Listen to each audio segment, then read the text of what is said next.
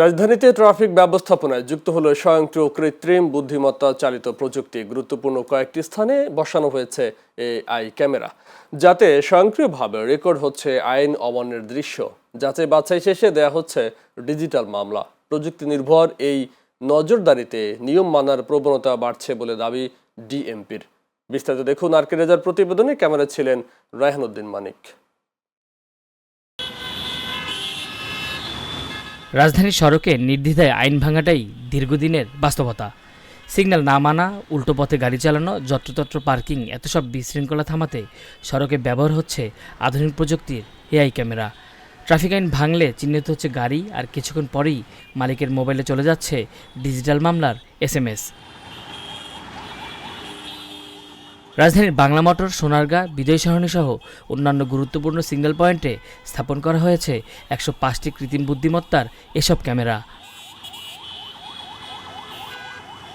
Camera স্থাপনের পর সড়কের নিয়ম মানতে বাধ্য হচ্ছেন চালকরা, তবে চালকদের মধ্যে রয়েছে মিশ্র প্রতিক্রিয়া।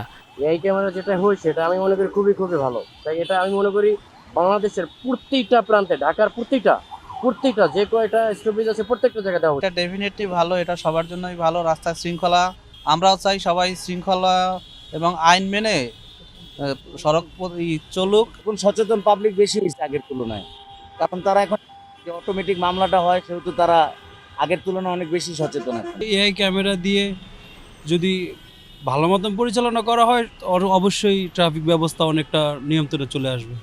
এআই ক্যামেরা ব্যবহারে সড়কে শৃঙ্খলা ফিরতে শুরু করেছে বলে দাবি ট্রাফিক সার্জেন্টের।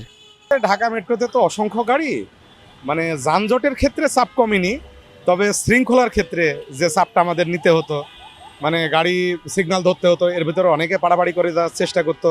এর মধ্যে কিছু ভিআইপি, ভিভিআইপি গাড়িও থাকতো, আমাদের পুলিশের গাড়িও থাকতো, সরকারি গাড়িও থাকতো, যারা চেষ্টা করতো যে আমি একটু যেন বের হয়ে চলে যেতে পারি। এই প্রবণতাটা টোটালি জিরো। এআই বসানোর আগে আমাদের জানেন যে ঢাকার বিভিন্ন পয়েন্টে ডিজিটাল সিগন্যালের মাধ্যমে সিগন্যাল পরিচালনা করা হচ্ছিল, কিন্তু দেখা যাচ্ছে যে অনেক সময় অনেকেই ইচ্ছাকৃত বা অনিচ্ছাকৃতভাবে মানতে চাইতো না। কিন্তু এআই মামলা চালু হওয়ার পর থেকে এই প্রবণতা অনেকটাই কমে গেছে।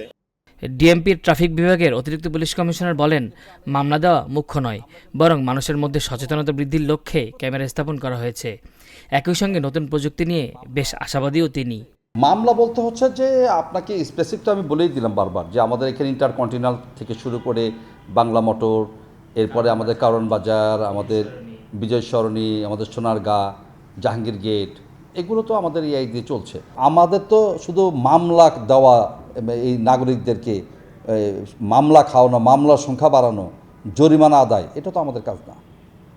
আমরা আরও অ্যাওয়ার করতে চাই। আমি চাই যে এই মামলা না হোক, একদম না হোক। 7 মে থেকে এই প্রযুক্তির ব্যবহার শুরু করেছে ডিএমপির ট্রাফিক বিভাগ। আইন ভঙ্গকারীদের ফুটেজ যাচাই বাছাই করে এখন পর্যন্ত 1000-টির বেশি ডিজিটাল মামলা দিয়েছে ডিএমপি।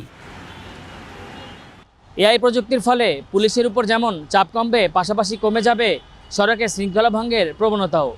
পাশাপাশি সড়কে ফিরবে শৃঙ্খলা এবং হ্রাস পাবে দুর্ঘটনাও, এমনটা বলছেন সংশ্লিষ্টরা। আরকে রেজা, চ্যানেল এস, ঢাকা।